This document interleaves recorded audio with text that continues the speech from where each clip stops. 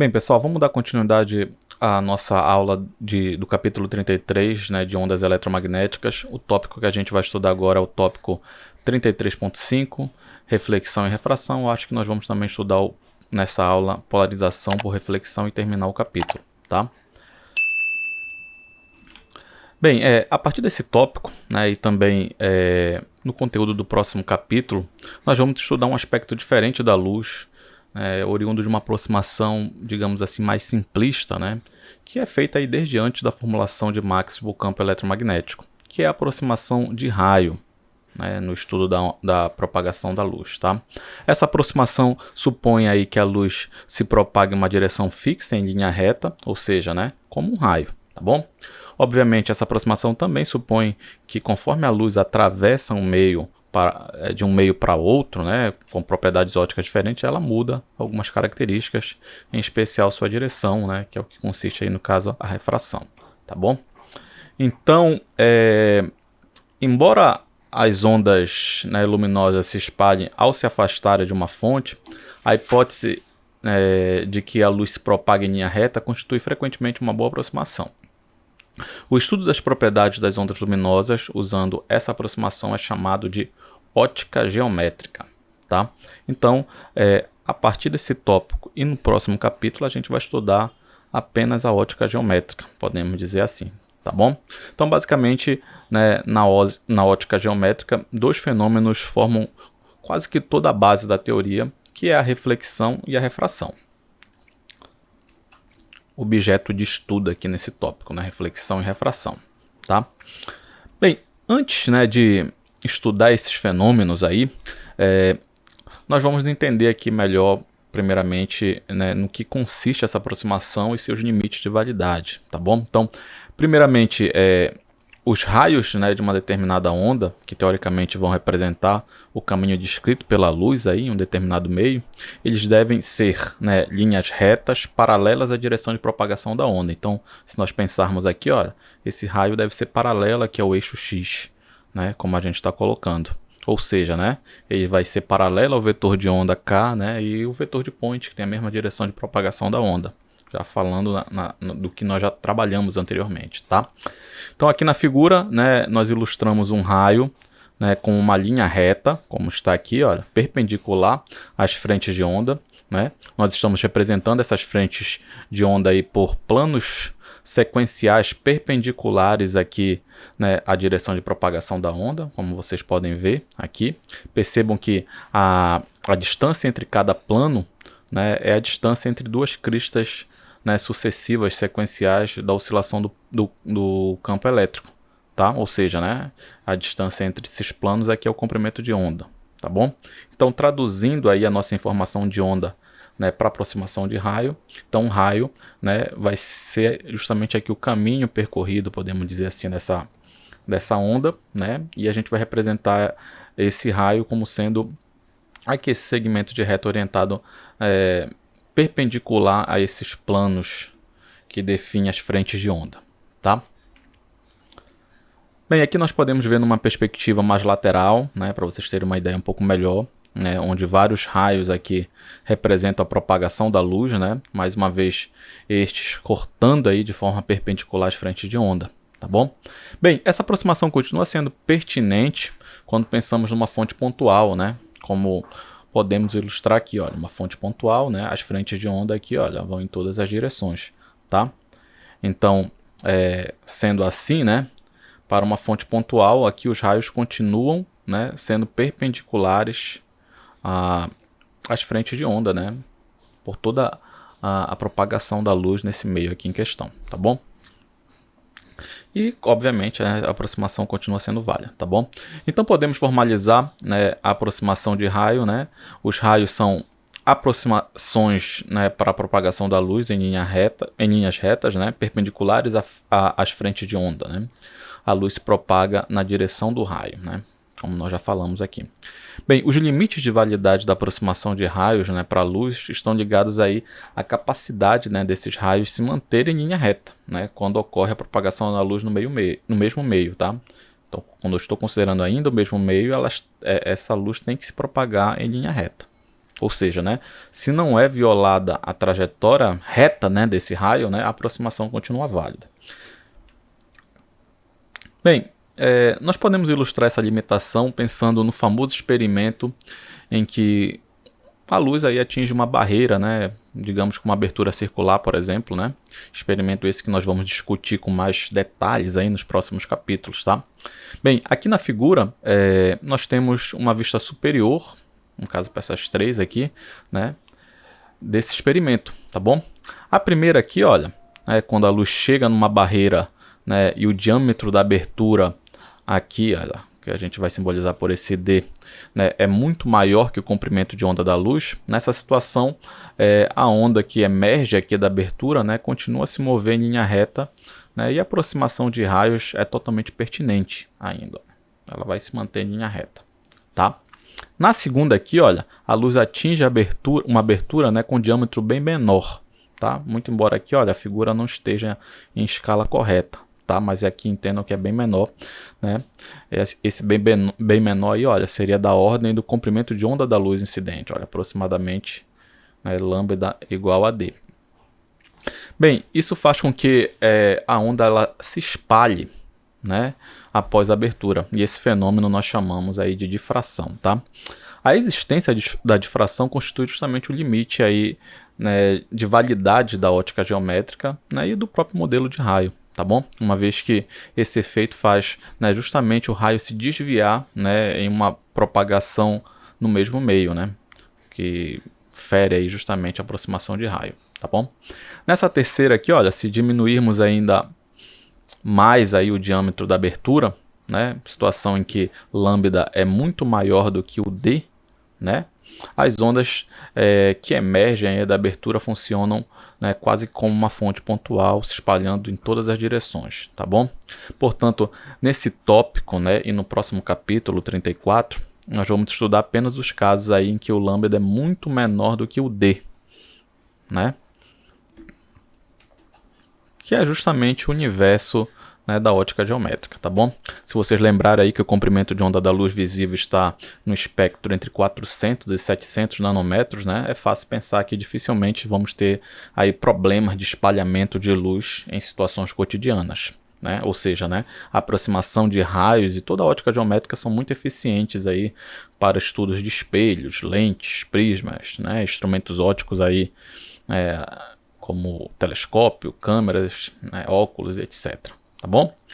Então, uma vez entendido aqui a validade, né, e justamente essa aproximação de raios, nós vamos começar a estudar, né, o tópico, né, primeiramente aqui definindo o que é reflexão, tá? Então, quando uma onda atinge uma superfície de separação entre dois meios, né, e retorna ao meio de origem, dizemos que ocorreu reflexão.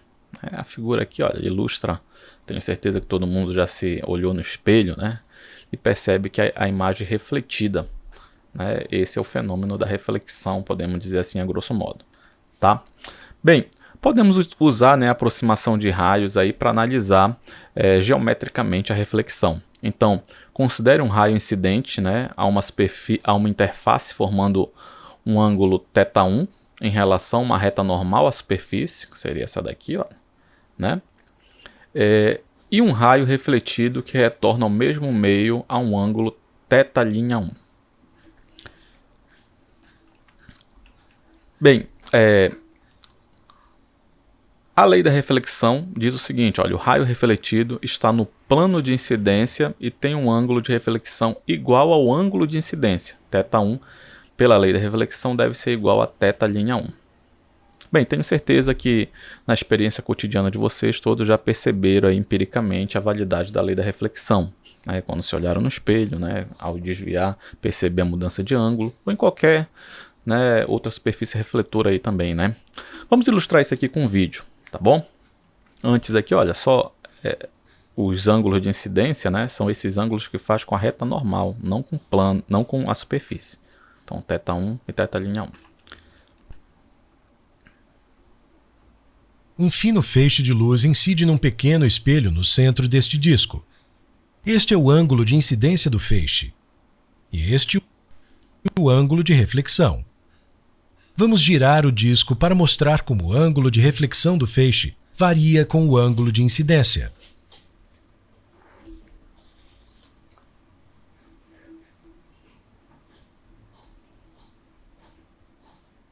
O ângulo de reflexão é igual ao ângulo de incidência.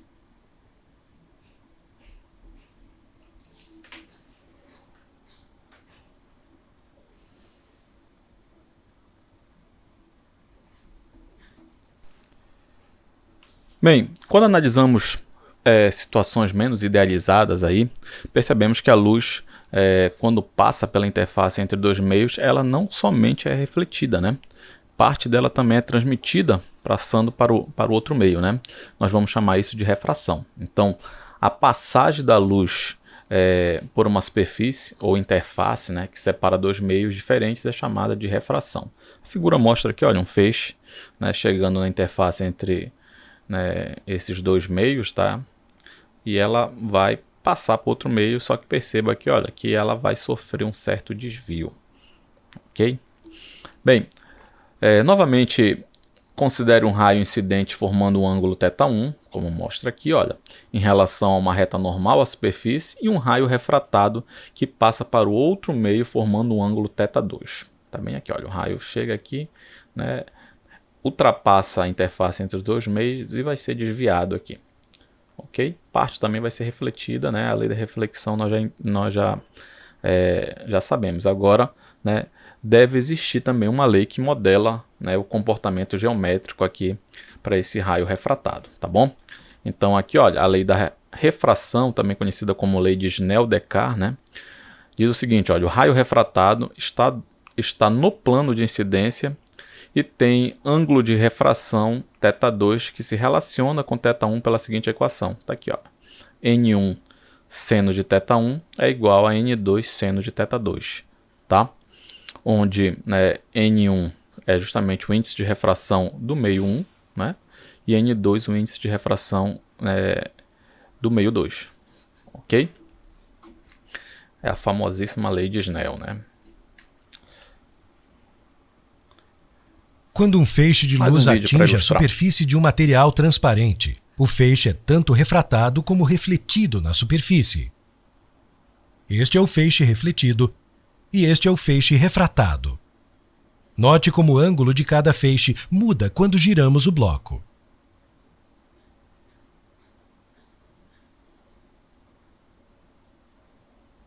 Você provavelmente já notou que um canudinho parece quebrado quando colocado num copo de água. Mostraremos o mesmo efeito usando estes blocos quadrados de acrílico e vidro chumbo para que o efeito seja mais visível. Este bastão é colocado atrás dos blocos com a câmera filmando de frente e a imagem do bastão parece inalterada. Girando os blocos, as imagens do bastão são desviadas para o lado de uma distância diferente em cada bloco.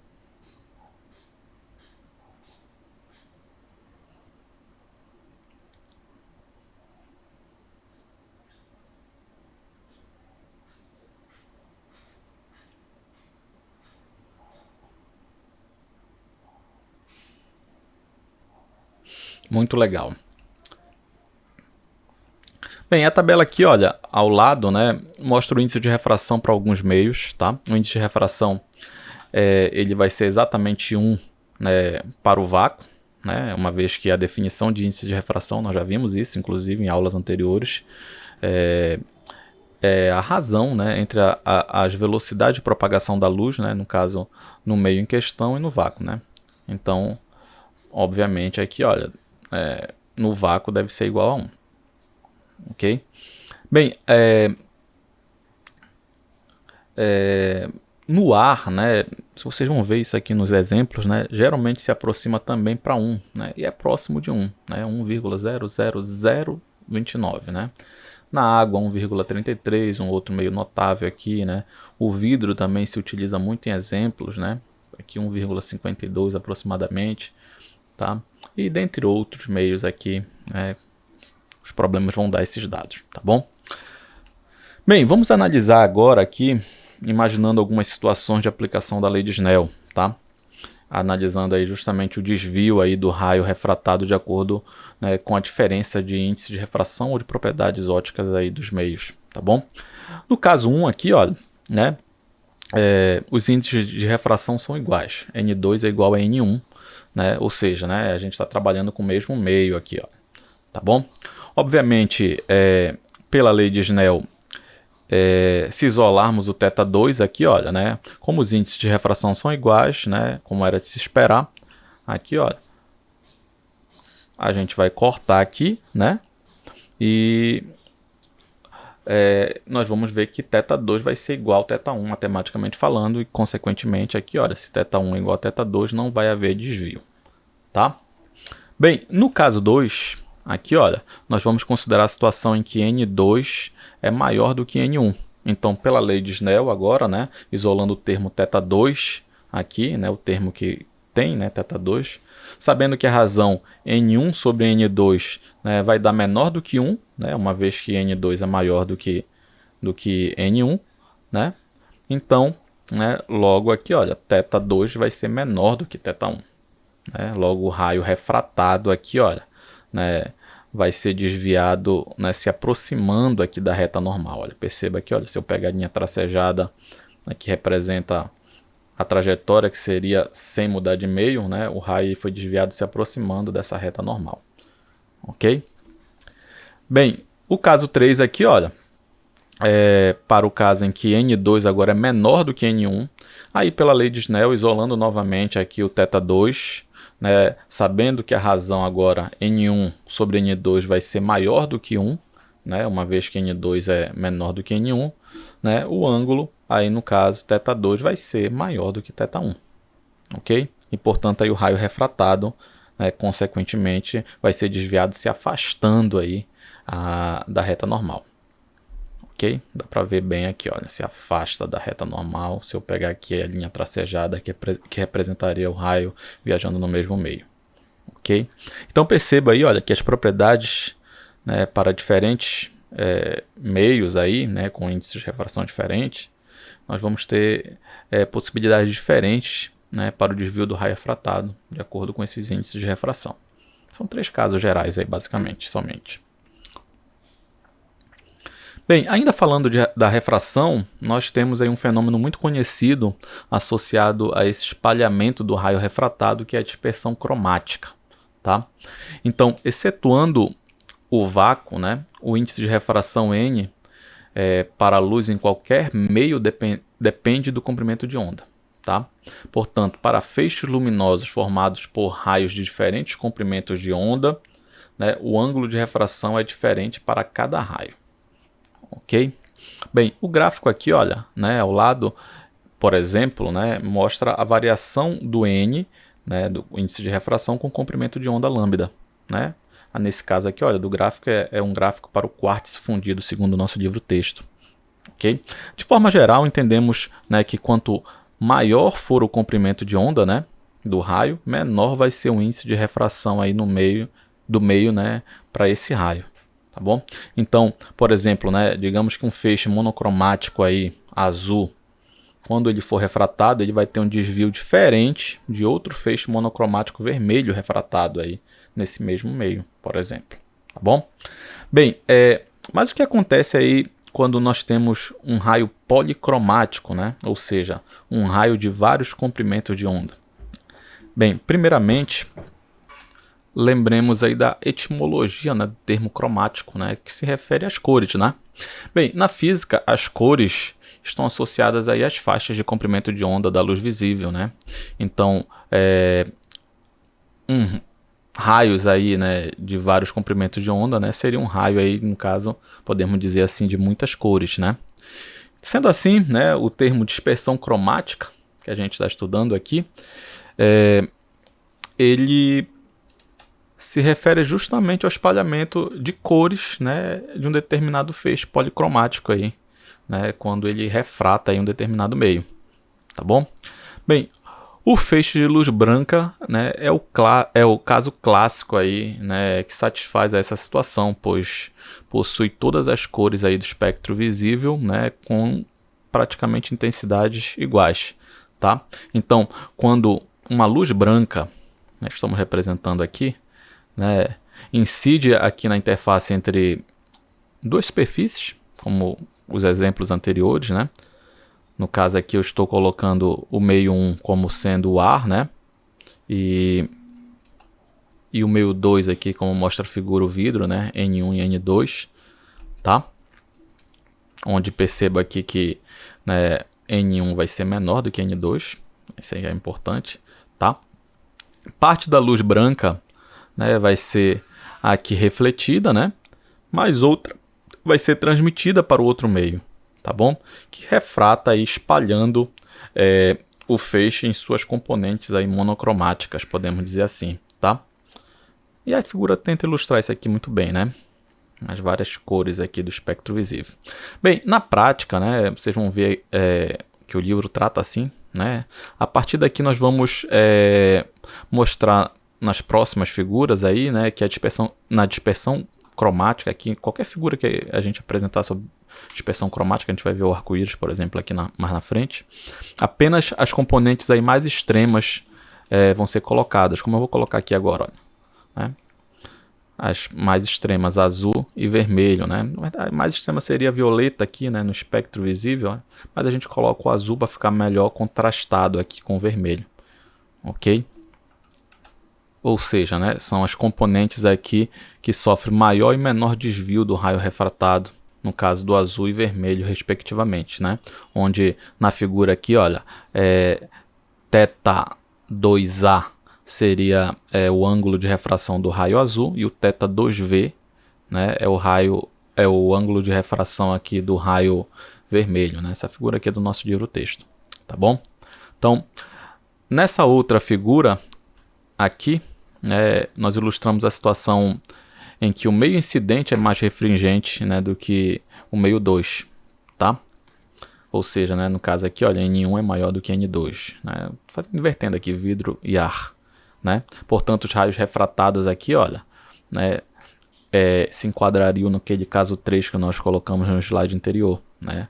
Então eles vão sofrer um maior desvio aqui em relação à reta normal e novamente a gente vai ter desvio diferente entre os raios extremos aqui das componentes monocromáticas, né? Tem todas as componentes aqui dentro, mas nós estamos colocando aqui para representar a dispersão apenas os dois mais extremos. Bem, uma forma conhecida, né, de aumentar aí a separação das cores, né, é o uso de um prisma, né, de vidro. Esse prisma de seção reta aí triangular, né? Então, quando a luz branca penetra aqui no vidro, né, a dispersão ocorre, né, sendo ela acentuada aí quando a luz deixa o vidro, porque ela vai passar por uma outra refração aqui, ok? Esse aqui é o caso, né, que se faz muito até em laboratórios de demonstrações aí, né, para os alunos, muito legal de fazer. Bem, a manifestação aí mais conhecida da dispersão cromática é o arco-íris, né, quando a luz solar, raios de muitos comprimentos de onda, né, como fosse a luz branca, é interceptada por uma gota de chuva, né, parte da luz é refratada no interior da gota, refletida, né, na superfície interna e refratada novamente aí para o exterior. Bem, na figura aqui, olha, nós mostramos a situação quando o Sol está no horizonte, né, à esquerda, né, ou seja, os raios solares vão ser aqui na horizontal, né? A primeira refração separa as componentes aqui, olha, já aqui dentro, né? E a segunda refração vai acentuar aí a separação dessas componentes monocromáticas, né? E aí, quando nós temos muitas gotas, né, iluminadas aí ao mesmo tempo, se nós tivermos aqui um espectador, observador aqui, ó, né, ele vai observar um arco-íris aí quando a direção, né, onde se encontra essas gotas faz um ângulo de 42 graus com o ponto antissolar A, né, seria aqui um ponto, digamos, diametralmente oposto ao Sol, né, segundo a visão desse observador aqui, tá? Bem, como todas as gotas de chuva que estão a um ângulo, né, de 40 graus em relação à direção desse ponto A que contribui na dispersão, então nós sempre teremos aí um arco de circunferência, né, que vai ter centro aí nesse ponto antissolar, né, onde o ponto mais alto aqui do arco-íris, ele sempre estará a um ângulo maior ou igual a 42 graus, né? Nunca vai ser um ângulo maior do que 42 graus aqui em relação ao horizonte, ok? Bem, esse arco-íris, né, que acabamos de escrever aqui, olha, onde a luz refletida, a luz na verdade é refletida apenas uma vez no interior da gota, nós chamamos ele de arco-íris primário, tá bom? Essa outra figura aqui, olha, só para tentar exemplificar mais aqui, né, os raios extremos, azul e vermelho, que formam o arco-íris aqui segundo o observador, tá bom? Aqui também dentro da gota, né, para ter essa idealização melhor. Quando eu falo arco-íris primário, né, se vocês olharem aqui com cuidado na figura, vocês percebem que tem um arco-íris aqui e tem outro aqui. Nem sempre acontece isso, tá? E esse outro mais fraquinho aqui na visualização é o que nós chamamos de arco-íris secundário. Então aqui, olha, quando acontece de o raio de luz aqui ser refletido 2 vezes, né, no interior da gota, o arco-íris vai ser chamado de arco-íris secundário, tá bom? Esse arco-íris secundário é observado aí quando a direção das gotas faz um ângulo aí agora de 52 graus com a direção antissolar, né? O arco-íris secundário ele vai ser mais largo aqui, né, e também mais fraco, né, que o arco-íris primário. Por isso é mais difícil de ver, como a gente vê aqui nessa figura, tá? Outro detalhe aqui interessante do arco-íris secundário é que as cores aqui, né, elas aparecem de ordem inversa, né? A gente pode até visualizar aqui na figura, né? Por exemplo, aqui, olha, o extremo nesse arco-íris secundário acima vai ser vermelho e abaixo vai ser outro extremo do espectro eletromagnético, aí, ó, azul por violeta. Já no primário, olha, acima vai ser azul e abaixo que vai ser vermelho. Ok? Isso se deve aqui à dupla reflexão, né? Então aqui, olha, só para formalizar, né? Quando a luz é refletida apenas uma vez no interior de uma gota, né, o arco-íris é chamado de primário. Quando a luz é refletida 2 vezes, o arco-íris é chamado de secundário, ok? Mas tudo aí, né, toda a beleza que nós observamos no arco-íris é uma manifestação aí da dispersão cromática, que é justamente a mudança, né, de índice de refração para um raio de acordo com o seu comprimento de onda. Bem, um efeito interessante ainda associado ao fenômeno da reflexão é a reflexão interna total, tá? Então, se a incidência da luz se dá de um meio mais refringente para outro menos refringente, ou seja, quando N1 é maior do que N2, há um ângulo crítico, existe um ângulo crítico θc, estou chamando assim, né, acima do qual só há reflexão. Portanto, né, a partir desse ângulo crítico aqui, né, para de existir refração, né, e toda a luz incidente vai ser refletida. Ok? A figura tenta mostrar isso aqui, olha. Tem um raio aqui, quando for mudando aqui esse ângulo, ele vai acontecendo refração até que chega num limite aqui em que para de existir refração e vai ter só reflexão. Bem, a figura aqui, olha, ilustra geometricamente, né, a situação, tá? Onde uma fonte S aqui, né, emite um raio luminoso até a interface aqui, olha, né, entre esses 2 meios, tá? No caso aqui, olha, hipoteticamente nós estamos colocando aqui, olha, o ar e a água, né? Lembrando que a água é mais refringente que o ar, né? O índice de refração da água é maior do que o ar. Essa é condição existencial para que ocorra reflexão interna total. Ok? Então, à medida que, olha, que o ângulo, né, de incidência vai aumentando, aqui em A, olha, né, passa praticamente direto, né, o ângulo é de 90 graus, né? Aqui vai aumentando, vai havendo refração mais reflexão. Quando vai aumentando esse ângulo aqui de incidência, com o aumento também do ângulo de refração, nós vamos chegar até um ângulo de incidência para o qual o ângulo de refração aqui, olha, vai ser igual a 90 graus. Seria a situação aqui, olha, do raio E, né? Nessa situação aqui, olha, o raio refratado, né, vai ser paralelo aí à interface entre os 2 meios, tá? Nesse caso aqui, olha, o ângulo de incidência para o qual ocorre, né, esse desvio paralelo à superfície, né, ele é chamado de ângulo crítico, né? E para ângulos de incidências maiores que esse θc, né, não vai mais haver refração, apenas reflexão. Bem, nós podemos calcular facilmente esse ângulo crítico aqui através da lei de Snell, né, fazendo θ1 igual a θc, né, e θ2 igual a 90. Né? Aí isolando o meu θc, o ângulo crítico, nós teremos a expressão aqui, olha, θc igual a seno menos 1 de N2 por N1. Ok? Onde, no caso aqui, para ver reflexão interna total, N1 tem que ser maior do que N2. Bem, a reflexão interna total tem várias aplicações tecnológicas, sendo a principal delas nas telecomunicações, com a transmissão de dados através de fibras óticas. Bem, as fibras óticas consistem aí basicamente de um núcleo transparente, aqui, né, cercado por um revestimento, né, que tem índice de refração menor do que o núcleo, né, como mostra aqui a figura, né, que seria a condição existencial para que ocorra a reflexão interna total. Essas fibras finas aí são capazes de confinar aí a luz através de sucessivas reflexões totais, tá? Bem, parte do Prêmio Nobel de Física de 2009 ele foi concedido ao físico chinês Charles Kao, não sei nem se é assim que se pronuncia, né? Nesse caso aqui ele ganhou por sua descoberta de como transmitir, né, sinais de luz por longas distâncias através de fibras de vidro finas, né? Essa descoberta aí levou a um desenvolvimento aí gigante aí de uma indústria para a produção de fibras óticas que vem contribuindo decisivamente aí na expansão da internet de banda larga aí no mundo todo, né? Até em escala residencial, tá? Então aqui, olha, a luz ela é confinada por inúmeras reflexões totais, né? É o princípio de funcionamento das fibras óticas. Muito interessante isso aí. Bem, o próximo tópico agora, olha, trata da polarização por reflexão.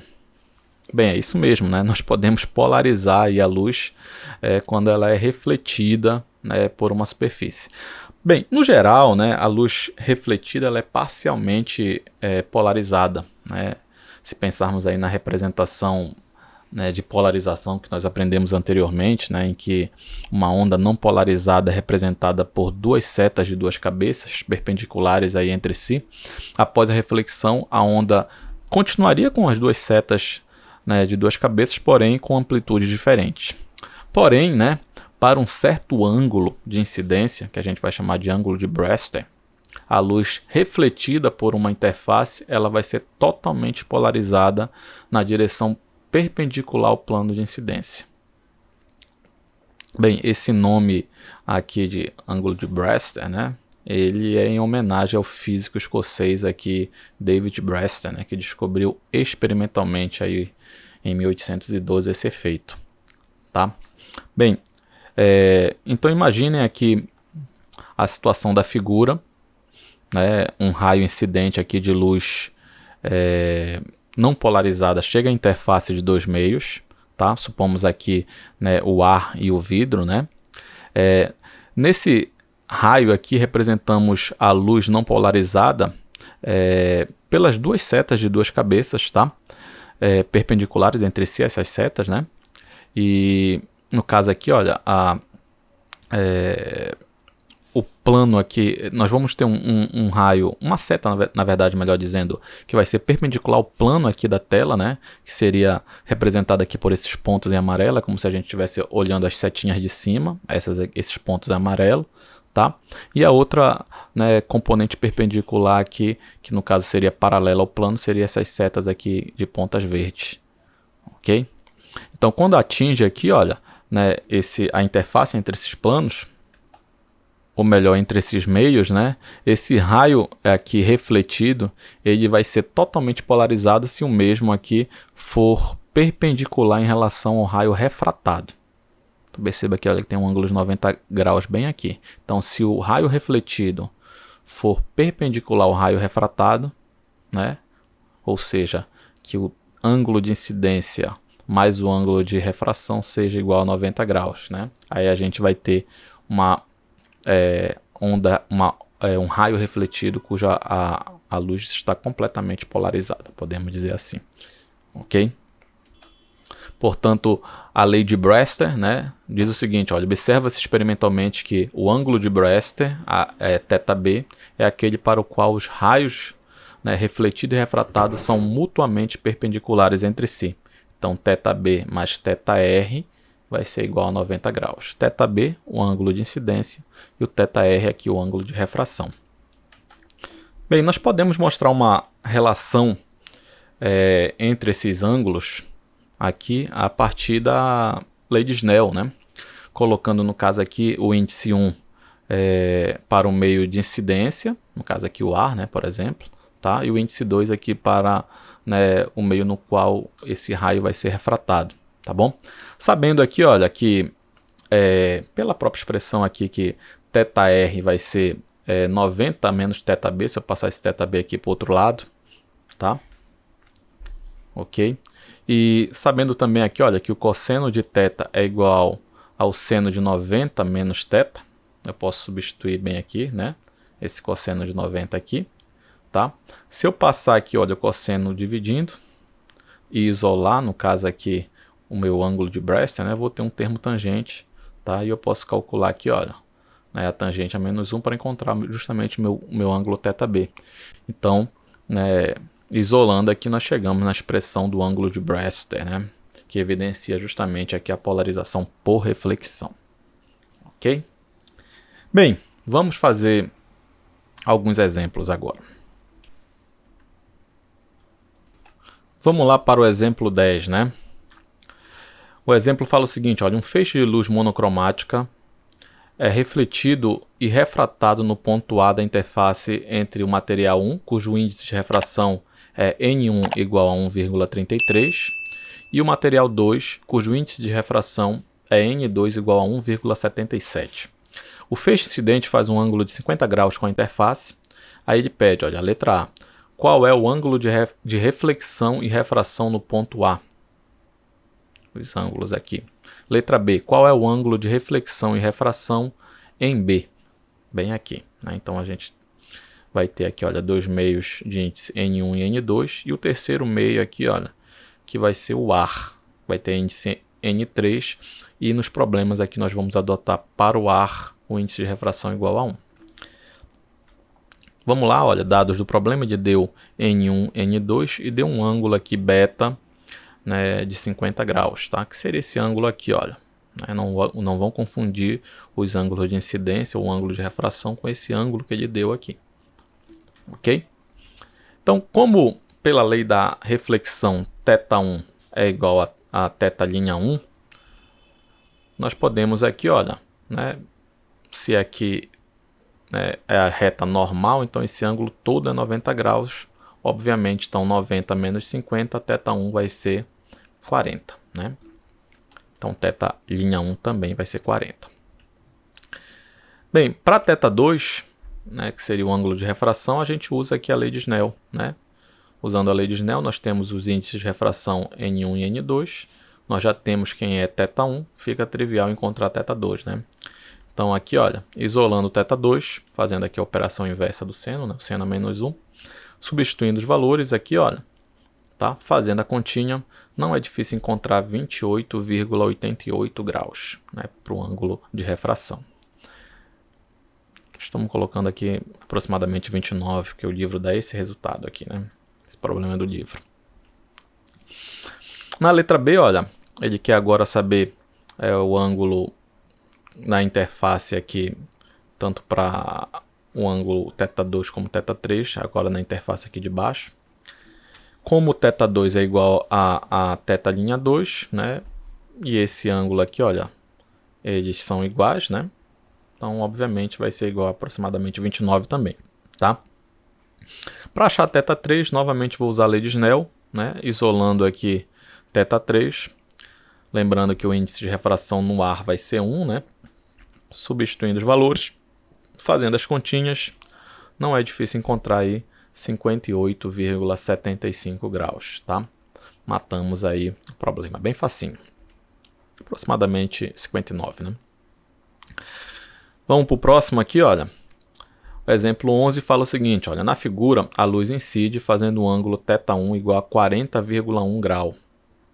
né, com a normal. Na interface de dois meios transparentes. Aqui é a figura, né? Aí ele fala, olha, parte da luz atravessa as outras 3 camadas e parte é refletida para cima e escapa, né, para o ar. Bem aqui, ó, né? Aí ele fala, olha, se N1 é igual a 1,30, N2 1,40, N3 1,32 e N4 igual a 1,45, determine o valor letra A de θ5 e letra B de θ4.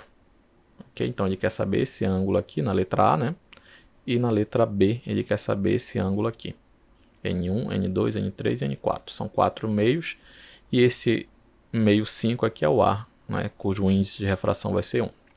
Bem, dados do problema aqui, olha, ele deu o ângulo θ1, 40,1 e deu os índices de refração de 1 a 4. Tá? E o ar, vocês sabem aí qual é o índice de refração. Bem, vamos lá, né? Então, como ele quer na letra A o θ5, eu vou usar a lei de Snell. Lembrando aqui, olha, que o ângulo de incidência vai ser igual ao ângulo de reflexão.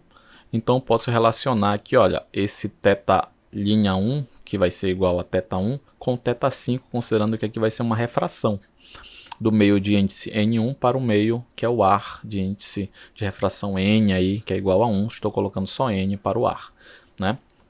Bem, aí, olha, é só isolar o θ5. Lembrando que N é igual a 1, então nem tem aqui, olha, o termo, né, denominador, tá? Então, substituindo aqui os valores, ele deu N1, 1,3, né?